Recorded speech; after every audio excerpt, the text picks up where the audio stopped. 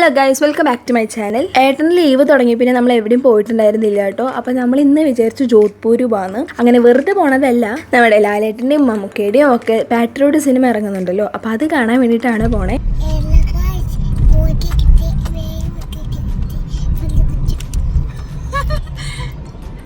Hello guys, ബോട്ടിൽ കിട്ടി, പുതിയ ബോട്ടിൽ കിട്ടി. നമ്മൾ സാധാരണ നേരത്തെയാണ് ഇറങ്ങാറ് കേട്ടോ. ലൈക്ക് ഒരു 4 മണി 5 മണിക്കൊക്കെയാണ് ഇറങ്ങാറ്. കാരണം 9 മണി 10 മണി ആ ഒരു ടൈമിലായിരുന്നു സിനിമ ഉണ്ടാവാറ്. പക്ഷേ ഈ പ്രാവശ്യം 6 മണിക്കാണ്, അതായത് വൈകിട്ട് 6 മണിക്കാണ് ഷോ. അങ്ങനെ ആകുമ്പോൾ നമുക്ക് അത്ര നേരത്തെ പോകേണ്ട ആവശ്യമില്ലല്ലോ. അപ്പോൾ നമ്മളൊരു 10-11 മണിക്കൊക്കെയാണ് വീട്ടിൽ നിന്ന് ഇറങ്ങിയത് കേട്ടോ. ഈ കുഞ്ഞാപ്പിണ്ടല്ലോ ജനിച്ച പിന്നെ കണ്ട എല്ലാ സിനിമകളും തിയേറ്ററിൽ പോയിട്ടോ. കണ്ട എല്ലാ സിനിമകളും ലാലേട്ടൻ്റെയാണ്. അതായത് ഞങ്ങൾ കൊണ്ടുപോയി കാണിച്ചത് കേട്ടോ. നാട്ടിൽ പോയിട്ട് ചേട്ടൻ സിനിമ കാണാൻ കൊണ്ടുപോയിട്ടുണ്ടായിരുന്നു. അത് സർവ്വമായാണ് കണ്ടത്. പക്ഷെ ഞങ്ങൾ കൊണ്ടുപോയ എല്ലാ സിനിമകളും ഈ ലാലേട്ടൻ്റെയാണ്. ഫസ്റ്റ് കണ്ടത് എംപുരാൻ, രണ്ടാമത് ബബ്ബ, ലാലേട്ടനും ദിലീപും കൂടെ ഉള്ളത്. പിന്നെ ഇതിപ്പോൾ കാണാൻ പോണത് നമ്മുടെ പാട്രിയോട്ട്. അപ്പോൾ ഇവൾക്കാണെങ്കിൽ ലാലേട്ടന് ഭയങ്കര ഇഷ്ടമാണ്. ലാലേട്ടൻ്റെ ഒരു നിഴൽ കണ്ട അപ്പോൾ പറയും ദേ ലാലേട്ടൻ. ഞങ്ങളിങ്ങനെ സിനിമയ്ക്ക് പോകുമ്പോൾ ആൾക്കാർ ചോദിക്കും ലൈക്ക് കുഞ്ഞാപ്പി ശല്യപ്പെടുത്തില്ലേ, ബാക്കിയുള്ളവരെ ശല്യപ്പെടുത്തില്ലേ, ഭയങ്കര ബുദ്ധിമുട്ടാവില്ലേ നിങ്ങൾക്കും ബാക്കിയുള്ളവർക്കും എന്നൊക്കെ. പക്ഷേ സത്യം പറഞ്ഞാൽ അവളാണ് ഞങ്ങളെക്കാളും എനർജറ്റിക്കായി കൈയടിക്കലും. ആൾക്കാർക്ക് കൈയടിക്കുമ്പോൾ അവളും കൈയടിക്കും. അവൾക്ക് നല്ല ഇഷ്ടം സിനിമ കാണാൻ. ലൈക്ക് നമ്മുടെ ഒരു ക്യാരക്ടർ തന്നെയാണ് അവളുടെ. അങ്ങനെ അതാ പറഞ്ഞ് നമ്മൾ ജോധ്പൂർ എത്താറായിട്ടോ. പിന്നെ പകുതിക്ക് വെച്ച് ഞാനാണ് വണ്ടി ഓടിച്ചത്. സംഭവം നീണ്ട റോഡാണല്ലോ, അപ്പോൾ നമുക്ക് അത്ര റിസ്ക് ഇല്ല മീൻസ് എനിക്ക് ട്രാഫിക് ഒക്കെ വരുമ്പോൾ ചെറിയൊരു പേടിയുണ്ടെങ്കിലും ഞാൻ കുറേ വർഷങ്ങൾക്ക് ശേഷം ഇത്രയും ലോങ് ആദ്യമായിട്ടാണ് കേട്ടോ വണ്ടി ഓടിക്കണത്.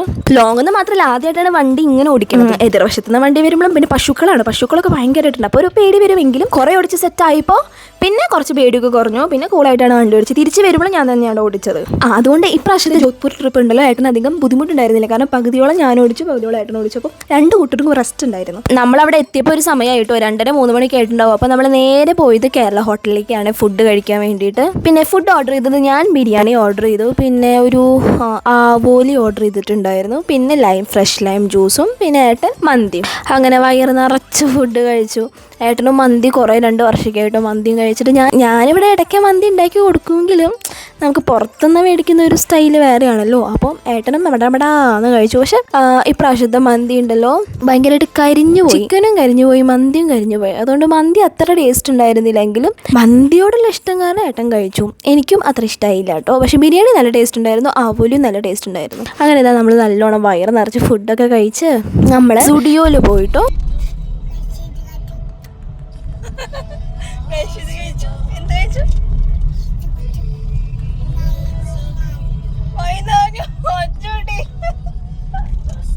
ആക്ച്വലി ഇന്ന് ഞങ്ങളുടെ എൻഗേജ്മെൻറ്റ് ആനിവേഴ്സറി ആണ്. അപ്പോൾ അത് പ്രമാണിച്ചിട്ട് കൂടിയാണ് ഞങ്ങൾ പോണത്.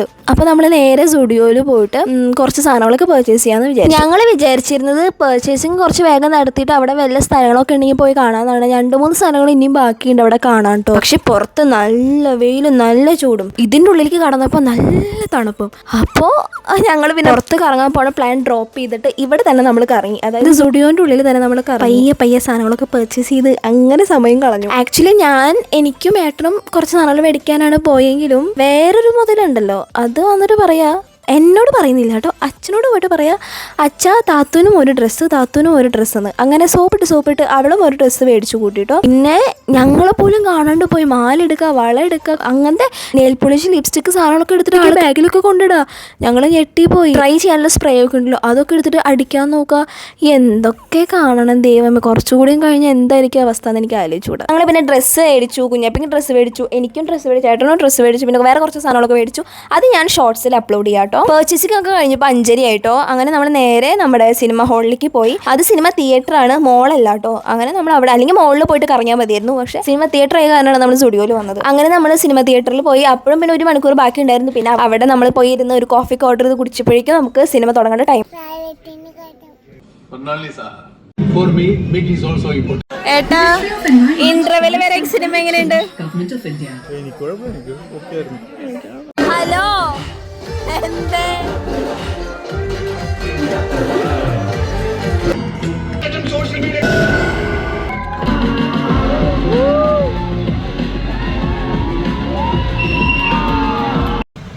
അപ്പോ സിനിമ എങ്ങനെ ഉണ്ടായിരുന്നു?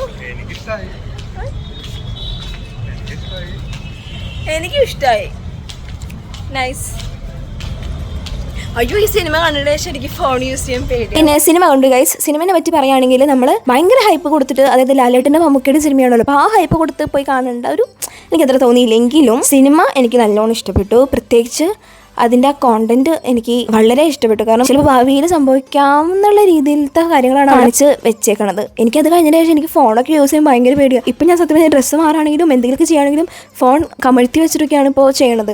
അത്രയ്ക്കും പേടിയായിപ്പോയി ആ സിനിമ കണ്ടതിന് ശേഷം കേട്ടോ. നല്ല ഹൈപ്പ് കൊടുത്ത് പോയി കണ്ടു കഴിഞ്ഞാൽ ചിലർക്ക് ഇഷ്ടപ്പെട്ടില്ല. പക്ഷേ ഒരു സാധാരണ സിനിമ. പ്രത്യേകിച്ച് എനിക്ക് ഏറ്റവും ഇഷ്ടപ്പെട്ട സീൻ ആ ലാലേട്ടൻ്റെ മമ്മൂക്കയുടെ ഫൈറ്റ് സീനാണ്.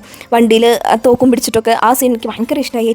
Overall A nice movie. Theatrical experience തന്നെയാണിത്. ടിവിയിലോ ഒ.ടി.യിലൊക്കെ വന്ന് ചിലപ്പോൾ ഇഷ്ടപ്പെട്ടൊന്നും വരില്ല, പക്ഷേ തിയേറ്ററിക്കൽ എക്സ്പീരിയൻസ് നല്ലോണം ഉണ്ട്. വീണ്ടും സിനിമ കണ്ടിട്ട് നമ്മൾ നേരെ കേരള ഹോട്ടലിൽ പോയിട്ടാണ് ഫുഡ് കഴിച്ചത്. ഞാൻ രാത്രി ഫുഡ് കഴിച്ചില്ല, കാരണം ഉച്ചക്കലത്തെ ഫുഡ് തന്നെ നല്ല ഹെവി ആയിരുന്നു. പിന്നെ സിനിമ കണ്ടുകൊണ്ടിരിക്കുമ്പോൾ ഏട്ടൻ പോപ്കോണും ഹോട്ട് ചോക്ലേറ്റും മേടിച്ചു തന്നു. അപ്പോൾ നല്ല ഹെവി ആയിട്ടായിരുന്നു ഇരിക്കുന്നുണ്ടായിരുന്നു. പിന്നെ ഞാൻ രാത്രിത്തെ ഫുഡ് സ്കിപ്പ് ചെയ്തു. ഏട്ടനും കുഞ്ഞാപ്പിയും പുട്ടും ചിക്കൻ കറിയും കഴിച്ചു കേട്ടോ. പിന്നെ നമ്മൾ ഇന്ന് ജയ്സൽമീർ തിരിച്ചു പോകണില്ല കേട്ടോ. അവിടെ സ്റ്റേ ചെയ്തിട്ട് പിറ്റേ ദിവസമാണ് നമ്മൾ തിരിച്ചു പോണത്.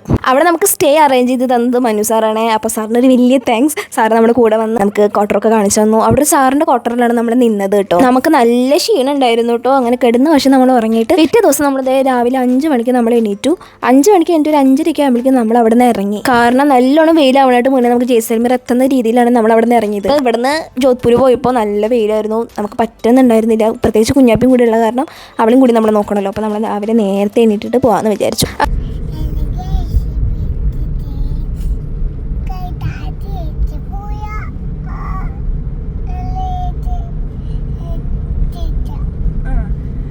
ഞാൻ ഡീകോഡ് ചെയ്യട്ടെ.